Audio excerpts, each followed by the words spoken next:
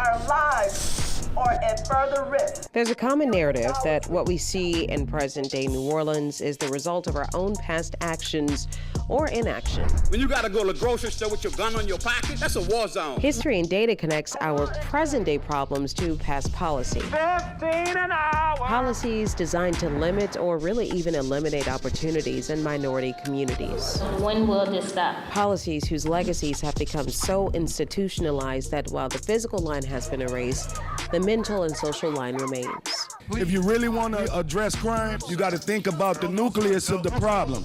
So, could a line drawn generations ago result in the poverty, crime, lack of education, and many other issues some New Orleanians face today?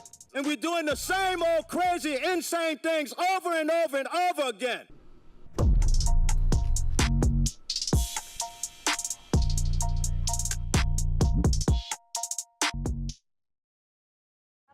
I'd never crave a po' boy because I don't eat bread like that. Shoot. I'm going to give me a hot sausage with cheese. Oh, this is cool. Look at this place. Right. That's my kind of place, man. Shoot. These are all black books, too. Dr. Eric Johnson has worked in urban development and real estate development in cities across America, but he's a native New Orleanian. Alumnus of Walter L. Cohen Senior High School. You know how New Orleans is. Right. First question is, where you go to school? You know? I moved a lot when I was a child growing up, but predominantly grew up in uptown New Orleans. That was really sort of the origins of my life experience uptown New Orleans. This, especially kind of this little Our origin story can shape who we become. Well, the same can be said for New Orleans' origin story, a line Dr. Johnson says traces back to the early wealthy settlers who purchased the highland in New Orleans. Before the Civil War, African Americans and whites in the city, they were sort of mixing in a little socially and physically and economically. New Orleans was rather unique in this sense, thanks to the large population of free people of color living amongst whites and the enslaved. And right after the Civil War, we start to see a city that becomes moving towards a greater segregated city. Right after Reconstruction, when African Americans were making progress, here comes Jim Crow. Let's knock it out of the box. It takes away that sort of progress. The decision in the Plessy v. Ferguson case was polarizing. Jim Crow's separate but equal laws went into effect, intensifying hostility and division.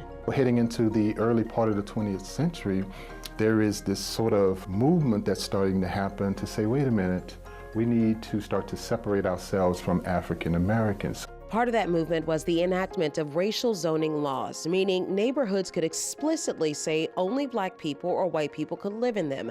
When the Supreme Court deemed those unconstitutional in 1917, the city of New Orleans enacted its own racial zoning laws in 1924, also deemed unconstitutional. Right after the Supreme Court said that we couldn't create neighborhoods based on race, we developed another tool that accomplished the same result, and that is single-family zoning. Stacy Scheck-Snyder is a professor of law at Tulane University. It created single-family zones for whites only, and the only use that was allowed in the neighborhood was a single-family home.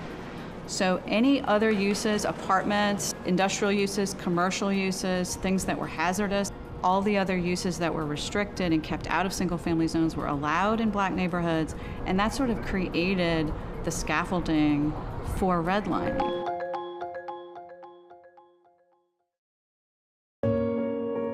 Great Depression. The idea was, let's jumpstart the construction industry through home ownership.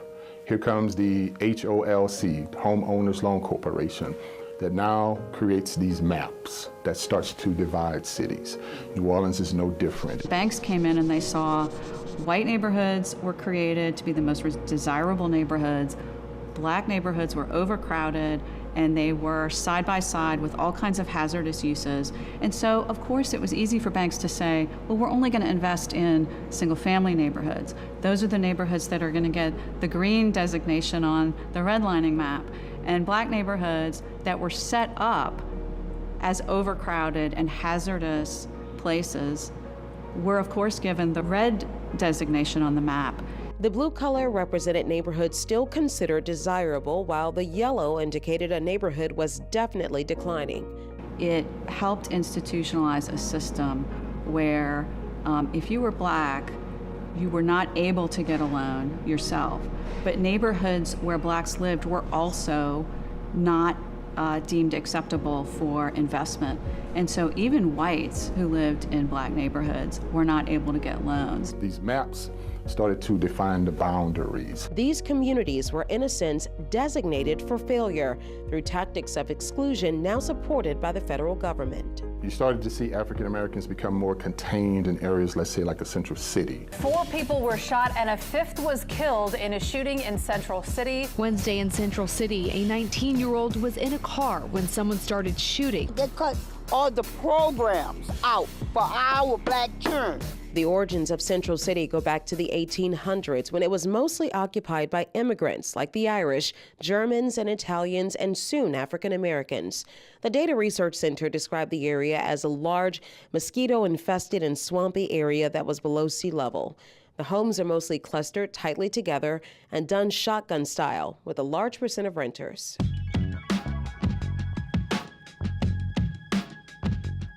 Essentially, on the red line map, all of this would be red line, Yes. including where we are actually headed towards. And can you tell us, like, if we're walking a physical line here, where would the line stop? That line, you cross St. Charles Avenue on the other side, you start to get more into the green category. The streetcar line is the natural boundary, right? That begins to create sort of a different feel and some could call it a barricade to the other side. Natural barricades, some unnatural barricades creates a sort of distinction and separation. A separation that is only minutes, if not seconds apart. If you're going to contain people, they don't have access to the growth of the economy, mobility where economic opportunities are, and this whole thing is moving generation after generation. Dr. Johnson says concentrated poverty and segregation not only limits social and economic opportunity, but it's the impetus of the racial wealth gap in New Orleans. The only way you get wealth in this country, if you are either low income or middle, is through home ownership, the equity built there. But imagine you don't have the ability to own a home or purchase, or if you did buy a house, you have interest rates that are so high because the federal government will not insure you to get a loan through the bank. You pair that with the lack of investment, low-wage jobs, and substandard education, your racial zone and red line zone becomes a disaster zone, leaving a lot of our responses to modern-day issues superficial.